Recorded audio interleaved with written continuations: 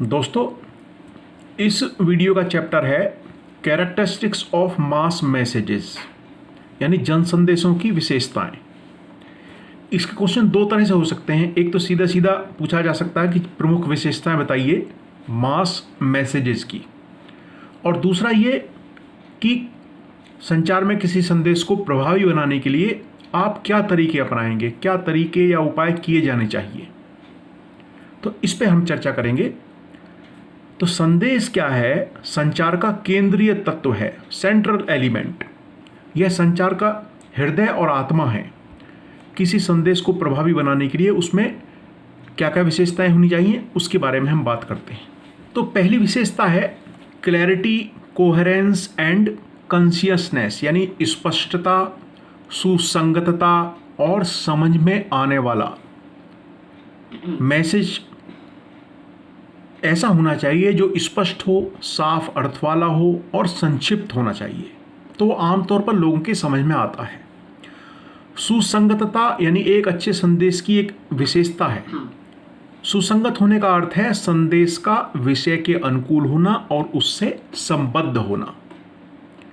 इसी के साथ साथ संदेश जो है उचित लिंक और उदाहरणों के साथ साथ बिंदुवार तरीके से तार्किक रूप से प्रभावित होना चाहिए। यह किसी कहानी के वर्णन जैसा हो जिससे किसी के भी समझ में आ जाए। दूसरी विशेषता मैसेज की सिंपल लैंग्वेज, सरल भाषा होनी चाहिए।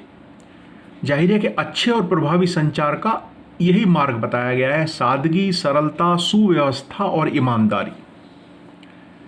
ये जो तरीका है, ये विधि जो है, ये किसी संदेश की निम्नलिखित विशेषताओं को प्रकट करने में भी मदद कर सकती है, जैसे कि अपील की प्रभावशीलता, पठनीयता, स्पष्टता, प्रस्तुति की प्रभावशीलता, स्वीकार्यता, संदेश की लंबाई और लेआउट यानी उसके खाके की उपयुक्तता। यानी कोई अपील तभी प्रभावशाली होगी जब वो सरल भाषा में होगी, पठनीय भी तभी होगी, स्पष्ट भी तभी होगी, उसकी प्रस्तुति भी तभी प्रभावशाली होगी, उसे स्वीकारता भी तभी मिलेगी जब वो सिंपल होगी, सरल भाषा में होगी। जो अगला विशेषता है संदेश की क्रेडिबिलिटी ऑफ द सोर्स, स्रोत की विश्वसनीयता। यानी जनसंचार में कौन यानी संदेश देने वाला एक और महत्वपूर्ण कारक है, हु, यानी संदेश कौन दे रहा है। इसका अर्थ है कि संचार में वक्ता की विश्वसनीयता का होना बहुत महत्वपूर्ण है। विश्वसनीयता होने पर ही लोग उसकी बातों पर विश्वास कर पाएंगे। अगली विशेषता है परसुएशन, यानी अनुनय, समझाना, बुझाना। यानी किस तरह से आप जो है किसी को मना पाते हो अपने संदेश को पहुंचाने के लिए। तो संदेश को प्रभावी होने के लिए एक प्रेरक होना चाहिए, संदेश को प्रेरक होना चाहिए। इसका मतलब है कि संदेश की सामग्री और अपील में रिसीवर यानी संदेश ग्रहण करने वाले के दृष्टिकोण को प्रभावित करने की शक्ति होनी चाहिए। अगला पॉइंट है रेटरिक्स, यानी भाषण कला। एक समय ये जो बोलने की कला है, ये रिसीवर की प्रेरणा का स्रोत इसको माना जाता था। यानी जो कितनी अच्छी तरह से कोई बोल सकता है तो संदेश ग्रहण करने वाला भी उसको ग्रहण करता है। तो संचार को लोगों तक पहुंचाने की कला एक प्रकार से संचार का अध्ययन और अभ्यास है, जो विश्वासों, मूल्यों, आदतों या कार्रवाइयों को बदलने या सुदृढ़ करने के लिए लक्षित दर्शकों को मनाने, सूचित करने, प्रेरित करने या मनोरंजन करने का काम करता है। तो ये भाषण की जो कला है मूल रूप से क्या है, एक जो टारगेट ऑडियंस है, लक्षित दर्शकों के साथ जुड़े उद्देश्यों को पूरा करने के लिए एक प्रकार से संचार का रणनीतिक उपयोग है। अगला पॉइंट है मॉडर्न बैटरीज ऑफ परसुएशन, यानी अनुनय की आधुनिक बैटरियां। बैटरियों से मतलब यहां पे तरीके से है, प्रकार से है। तो आज प्रयोग हो रही ऑडियंस को समझाने की बैटरियां यानी तरीके भी उतने ही प्रभावी हैं। वे बेहतर तकनीकें भी हैं जो खुले में काम करती हैं और सहमति से बदलाव चाहती हैं।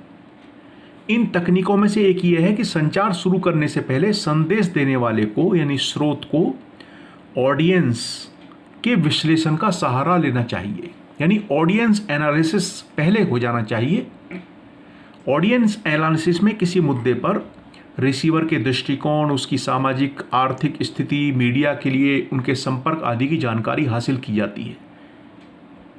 ऑडियंस एनालिसिस, इस प्रकार के अभ्यास से किसी संदेश को ऑडियंस के मस्तिष्क या उसकी आर्थिक व सामाजिक स्थिति के उपयुक्त बनाया जा सकता है। यानी हमको पहले से पता हो कि जिसको मैं संदेश दे रहा हूँ वो ऑडियंस कैसा है, क्या पसंद करता है, कौन सा अखबार पढ़ता है, कौन सा चैनल देखता है, तो उसी प्रकार से संदेश को मॉडिफाई किया जा सकता है। अगला पॉइंट आता है ऑडियंस पार्टिसिपेशन, ऑडियंस की भागीदारी।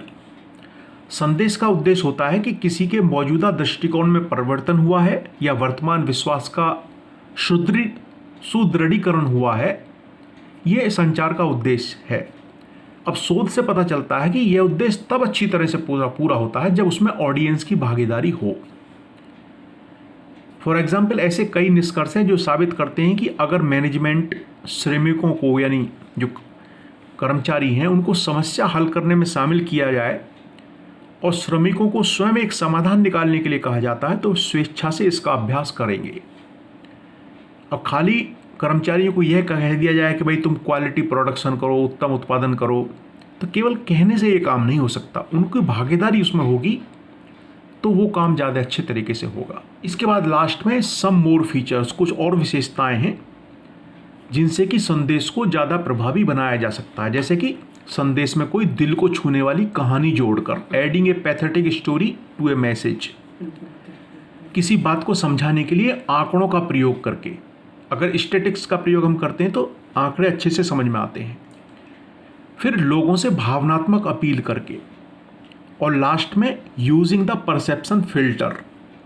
परसेप्शन फिल्टर यानी अवधारणा फिल्टर का उपयोग करना।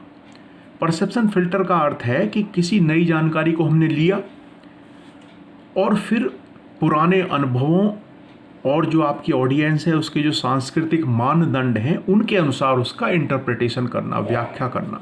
तो आज के लिए इतना ही दोस्तों। अगर आपको ये जानकारी उपयोगी लगी हो तो मेरे चैनल को सब्सक्राइब करें। इसके अलावा भी अगर आपको किसी विषय में ऐसा लग रहा है कि नोट्स आपको मिलने में, उसके ढूंढने में, प्राप्त करने में परेशानी आ रही है तो आप कमेंट बॉक्स में लिख के मुझे बताएं। मैं कोशिश करूंगा कि उस विषय के नोट्स भी आपको उपलब्ध कराऊं। धन्यवाद।